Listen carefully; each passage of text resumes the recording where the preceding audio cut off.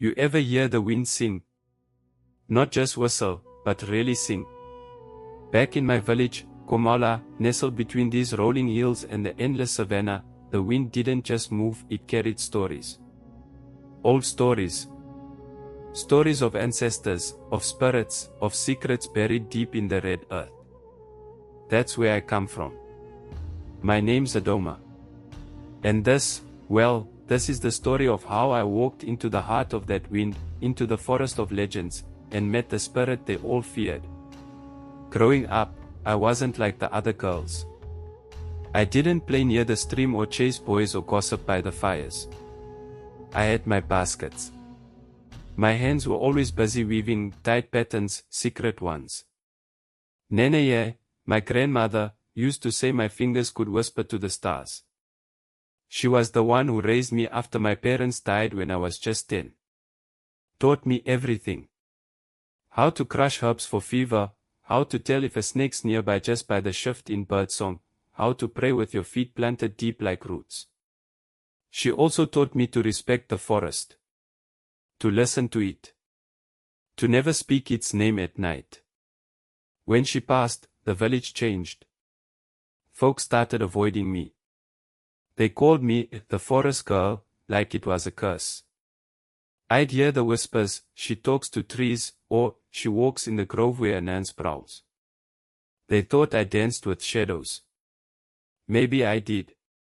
But I never feared them. You see, Komala's beauty hid fear like a snake under dry leaves. At its heart stood a shade tree so tall it scraped the sky. That tree sat in the sacred grove, a place people only entered on a dare or when they had nothing left to lose. That's where the spirit lived. Kweku and Nance. Part protector, part destroyer. They said he watched over a spring buried beneath that tree. A spring that could save or damn me. I used to sit under that tree and weave.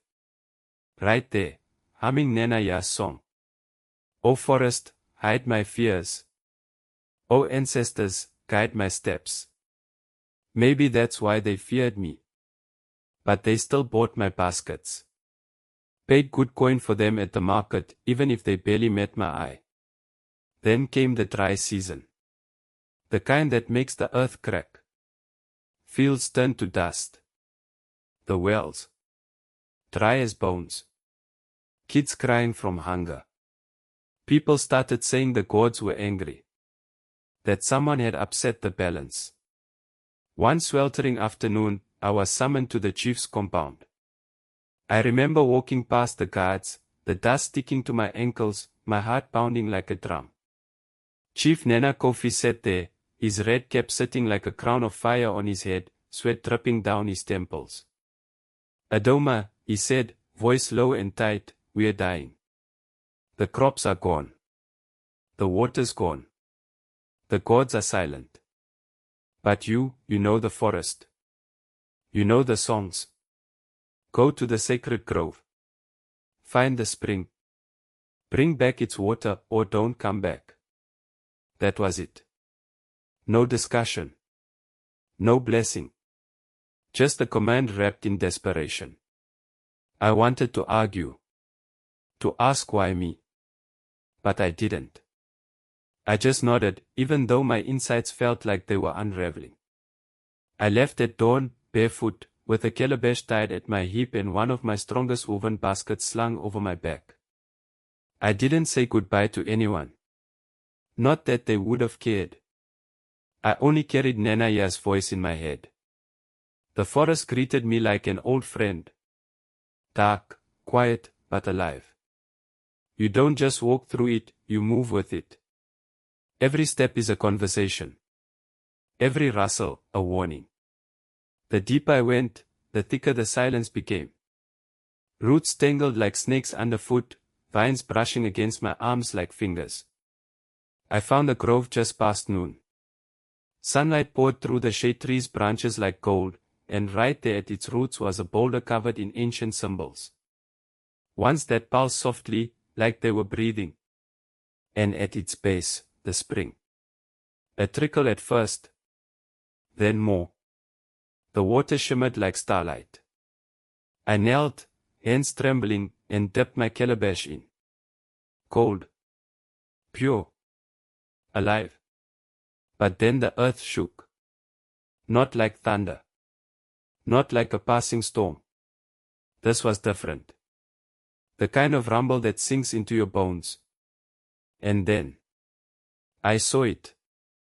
From the shadows came a figure. Not a man. Not quite beast. A leopard, blacker than night, its eyes glowing like coals left too long in a fire. Kweku announced. His voice wasn't loud, but it echoed like it came from inside my chest. Who dares steal my water? I dropped to my knees. The basket slipped from my hands. My mouth went dry. But somehow I spoke. Great Kweku announced, I whispered, I come not to steal. My people are dying. The land is dry. I seek your mercy. And in that moment, the forest held its breath. The leopard moved slowly around me, each step deliberate, tail slicing through the thick air like a knife. Its voice dropped low, almost like it was whispering straight into my soul. You still sing the old songs, it said, head tilted, eyes watching me with suspicion. But Komala, your people have forgotten. Forgotten the roots, the ancestors, the promises. Why should I believe you're any different? My chest tightened. I could barely breathe. But I didn't look away. My grandmother, I said, voice trembling, she raised me to honor the forest. To listen when the wind speaks, to respect the old ways. My hands, shaking, reached into my basket. I pulled out the charm I made, the one I left for Nenaya's grave. Woven from bark strips, herbs, and beads, each piece knotted with a memory, a prayer. This was for her, I whispered. Take it. It's all I have. The leopard leaned in. Its nose brushed the charm, and for a heartbeat, everything went still. Then it spoke, voice rough and thoughtful. Your heart is still clean. But your village? No. They have become fat with greed while the innocent go hungry. They gorge while the weak suffer. It stepped back and stared at me, pupils like glowing coals. I will let you take the water, it said slowly. But you must make a choice. Keep it for yourself and you will never know pain again, riches, health, all yours. Or share it and face what follows. Their praise may turn to poison. You'll see their true faces, girl. This water, it strips away masks. It doesn't just heal. It reveals. And the truth, Adoma, the truth cuts. My thoughts raced. I saw Nana Kofi's eyes, hard with command. I heard the villagers gossip, their laughter when they thought I couldn't hear. I thought about being called forest girl like it was an insult, like I didn't belong. But then, like always, Nenaya's voice came to me, soft as a song, the pure heart heals, even when it hurts. So I lifted my chin, looked that spirit in the eye, and said, I'll share it. The leopard didn't blink. It just nodded once. And with that, the spring beneath the rock began to shimmer like starlight, rising up in a slow, glowing rush. I held my calabash steady as it filled with the sacred water, cool, radiant, humming with ancient power. Go, Kweku said. But remember, truth is a blade. Once drawn, it cannot be sheathed. And then he vanished, melting into the trees like smoke. The walk back to the village felt longer than before. The calabash was heavier than its size should have allowed. Maybe it was the weight of what I now carried, or what I was about to release. When I returned to Komala, people came pouring from their huts, eyes wide and hollow with desperation. Children clung to their mothers, men stayed in silence. They parted as I passed, whispers fluttering like leaves in the wind. I handed the calabash to Chief Nana Kofi. His hands trembled as he took it. To the ancestors, he muttered and poured it into the village well. His voice cracked as he chanted the blessings, and the whole crowd fell to their knees. By morning, the transformation was like a dream. Crops that had withered into dust were standing tall, green and alive. Wells bubbled over. The children's bellies stopped crying. Laughter returned to our broken homes. They called me Savior, blessed, child of the forest. For a moment, I believed maybe I belonged again. But that night, the water began to speak. It started with Mama Aqua, the old woman who fed orphans from her garden. She began to glow from within, her face radiant, her steps lighter. Her kindness grew deeper, like her soul was blooming. Then came Kwame, Nana Kofi's brother. I'll never forget the scream he let out in the market square. 1 second, he was haggling with a woman over a yam. The next, he dropped to his knees, grabbed his head, and shouted, I stole from the widows. I hoarded food while their babies starved. I watched them cry and turned away. The crowd gasped. I stood frozen. Kwame's eyes darted around wildly like he saw ghosts. Then he tore off into the bush, barefoot, foaming at the mouth, shouting apologies no one asked for. He never came back. And it didn't stop with him. Every liar, every cheat, every man or woman who had betrayed, stolen, beaten, or cursed behind closed doors, one by one, they crumbled. Some confessed and fled. Some collapsed in tears, unable to bear the weight of their own reflection. The water had washed away their masks, and what it revealed was too much. I stood in the center of it all, clutching my empty basket, wondering what I had unleashed. The whispers came first, soft, uncertain, like the rustle of dry grass. But they didn't stay whispers for long. Fear has a way of growing fast, and soon enough, it turned into something much uglier. Adoma cursed us, someone shouted. She brought the leopard's wrath, another cried. I heard them from inside my heart, the air thick with smoke and anger. The people I had once fed, whose fields I had helped revive, they were outside now, clutching torches, their eyes wide with panic and betrayal. And leading them all was Teta, the chief's right hand. A man whose words were like knives, and whose eyes held a kind of envy that could poison even the sweetest yam. He had always looked at me sideways, like I didn't belong. And now he had his moment. Which? Teta yelled, stepping forward, flames dancing in the reflection of his eyes. You poisoned the water. You made fools of us. I stepped outside, standing beneath the shadow of my hut, feet bare on the earth. My heart beat like a drum inside my chest, but I held my ground. I brought what the ancestors gave, I said, voice steady. The water doesn't lie. It shows the truth. You're just afraid of what it's shown you. Before Teta could answer, before he could raise his hand or stoke the crowd further, a deep, thunderous roar tore through the night. The earth itself seemed to tremble. And then, from the edge of the grove, emerged Kweku Anance. But this time, he wasn't hiding in shadows. He stepped fully into the firelight, for glowing like obsidian under moonlight, eyes like burning coals. The crowd gasped and froze in place. You blame the one who saved you, the leopard growled, voice rippling through the trees like a storm wind. You drank the water. It showed you who you truly are. Those who ran couldn't live with their shame. But you, Teta, you carry a secret blacker than night. Teta stumbled back, his face pale, his voice suddenly small. No. I did nothing. The leopard's eyes narrowed. Confess, or join the shadows. The moment stretched.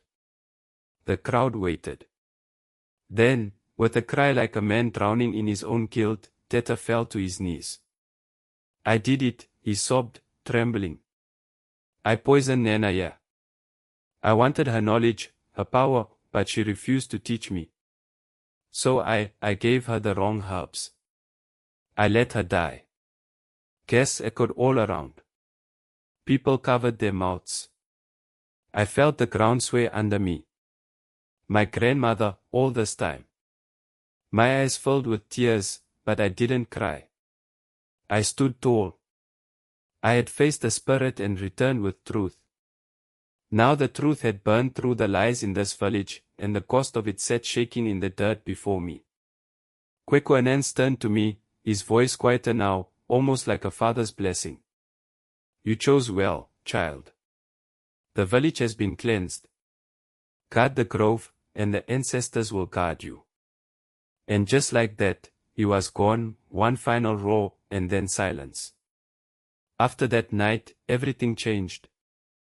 Nana Kofi, shamed by his advisor's betrayal, came to me himself. He bowed, knees to the ground, and said, "From this day forward, the grove is yours to protect. You will be our herbalist, our guide. You've earned the spirit's trust, now earn ours." And so I did. I began teaching again, passing on the old songs, the forest rituals, the healing ways my grandmother taught me. I weaved baskets not just for beauty, but filled them with herbs for healing, charms for protection, and knowledge for the next generation. The village bloomed, not just in crops, but in spirit. People worked together. They respected the land, and they respected each other. For a time, it felt like balance had returned. But stories like mine, they don't end so easily. Weeks passed. And then, one bright morning, a stranger arrived in Komola. He was tall, skin gleaming like polished wood, wrapped in fine cloth from a place I'd never heard of. His smile was soft, charming, but his eyes were cold. Too still. Like deep water with something dangerous swimming underneath. He introduced himself as Kweku, a trader from a distant town. "I've heard of your baskets," he said to me, voice smooth as fresh palm wine. "The whole coast is buzzing about them. Let me take them to the city. You'll be rich beyond your dreams." I didn't trust him, not one bit. Something in his tone felt too sweet, like honey hiding a thorn. But the villagers, well, they only saw a man bringing gold and praise. "Let him help you," they urged. "You deserve a better life. Think of the wealth." So I hesitated. I fought with my instincts. And against that small voice in the back of my mind. I said yes. I gave Kweku one basket, woven with sacred herbs, charms, and a prayer knotted into every strand. He left, and when he returned weeks later, his arms were full of coins. "They love you in the markets," he told me. "They say your work is magical. Keep weaving. I'll sell them all." Month after month, he came back, and the money kept flowing. My hut grew into a house. My table was always full. People called me blessed. I should have felt happy. But the grove began to change. The shade tree, once tall and strong, began to wither. Its leaves turned yellow and brittle. The glow from the sacred spring dulled, like it was tired, like it was warning me. And at night, I started hearing whispers again. But these weren't Nenaya songs. They weren't peaceful. They were mocking, dark. A low growl behind every shadow. A chill beneath every breeze. One night, when the moon rose blood-red over the hills, I knew I couldn't ignore it anymore. I wrapped myself in cloth, tied my hair, and went into the grove alone. What I found stopped me cold. Kweku was there, standing beside the spring. But he wasn't Kweku, not really. His eyes glowed like fire, his grin stretched too wide. And when he spoke, his voice wasn't smooth anymore, it was deep, growling, familiar. "You thought you could outsmart me," he said. "Did you forget who I am?" My knees went weak. "I am Kweku," he hissed. "Not just the spirit of the grove, but the trickster of all things. That water. That was my test. And you passed, for a time." He stepped closer, eyes burning. "But now your baskets carry more than blessings. Each one sent out, each one you sold, binds a soul to me. My web stretches far beyond this grove now. You wove the threads. I hold the knots. I wish I could tell you that everything was alright after the fireflies vanished. That Kweku and ants was gone for good and peace returned for good. But peace is a tricky thing. In the days that followed, life in Komala seemed normal. Too normal. The villagers no longer remembered the dry season or the spirit in the grove. They smiled again, worked the fields, laughed in the market. But something was off. The laughter didn't reach their eyes. The food tasted fine, but empty. And the air felt heavy, like the forest was holding its breath. At first, I tried to convince myself it was all in my head. That maybe the spirits had wiped the memory of what happened to protect them. But then, I started noticing the little things. Mama Akua's garden, once bursting with herbs, now grew twisted. Her laughter, once warm, turned brittle. The children who used to sing the old songs. They forgot the words. Forgot the melodies. And the baskets I had once woven with sacred care. They were gone. Every last one. I asked around. They were taken to market, someone said. Burned, whispered another. Too dangerous, Tono told me. They reminded people of things best forgotten. Tono was one of the few I still trusted. He had helped me restore the grove, helped heal the sick after the cleansing. But even he began to change. He stopped visiting the grove. Stopped singing. And one day, he avoided my eyes altogether. Is something wrong? I asked him. He just muttered, we're all safer pretending nothing happened. But I couldn't pretend. Not when I found what was buried near the edge of my garden. It was a charm. One of mine. But it had been ripped apart, strands torn, herbs rotted, the prayer unspoken. Buried like a corpse. And it wasn't just mine. I found more. One behind the chief's hut. One near the well. One buried under the market altar. My work, twisted and broken like someone was trying to erase everything I had done. Someone had been burying my legacy, literally. And then, late one night, I caught her. Efua. My closest childhood friend. She was crouched near my door, fingers digging into the soil, another charm clutched in her hand. Efua. I whispered. She jumped, her face pale in the moonlight. Adoma, no, I wasn't. I stepped closer. Why, Efua? She shook her head. They made me. Teta's son, the elders, they said your charms bring spirits. That if we destroy them, the village will stay safe. I stared at her, my heart breaking. You knew better than that. Tears welled in her eyes.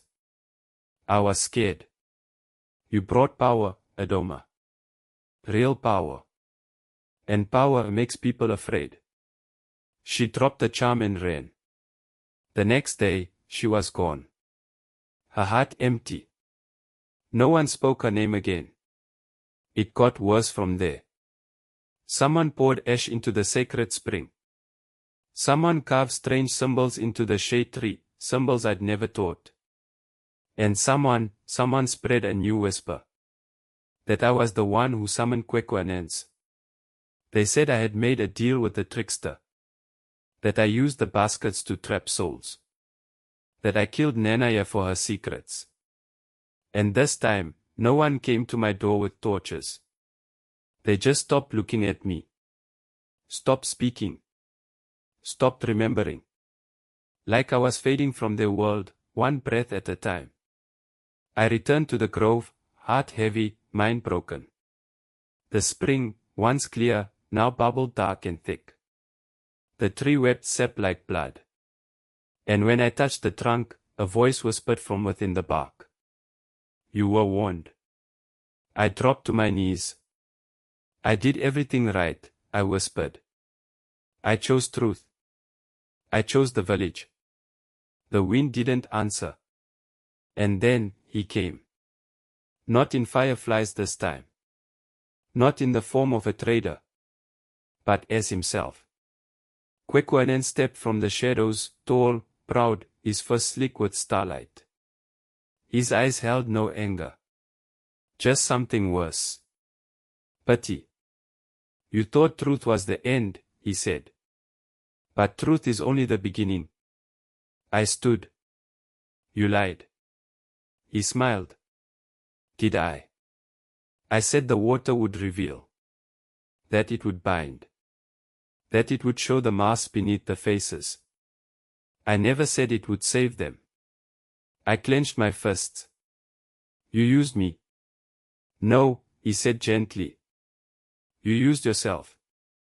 I gave you the choice. You carried the water. You tied the knots. You sang the song. And now, you bear the cost. I didn't want power, I spat. He tilted his head. But they did. And their desire opened the gate. Not your baskets. Not your charm.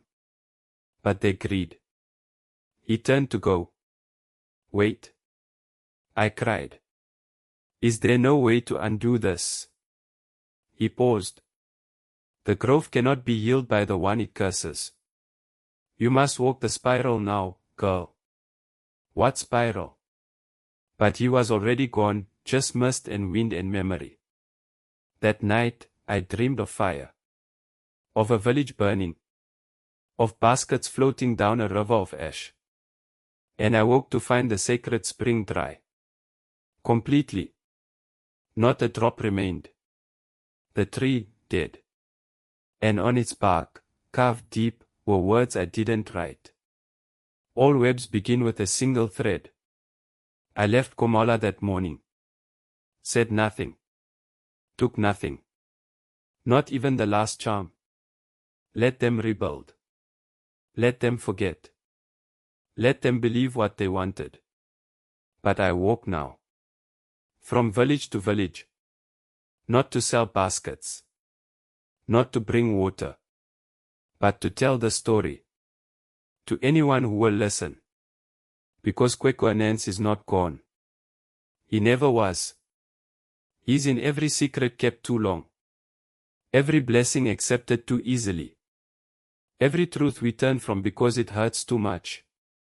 And the web. It's still growing. Moral of the story. Even the purest truth can rot in the hands of those who fear it. A gift from a spirit may sparkle, but the thread it's woven from could strangle. Be careful what you ask for. And when the forest sings, listen closely, because some songs are warnings. Don't forget to like, share, and subscribe if you haven't already. Every view keeps the story rolling, and your support keeps the fire going. See you next time.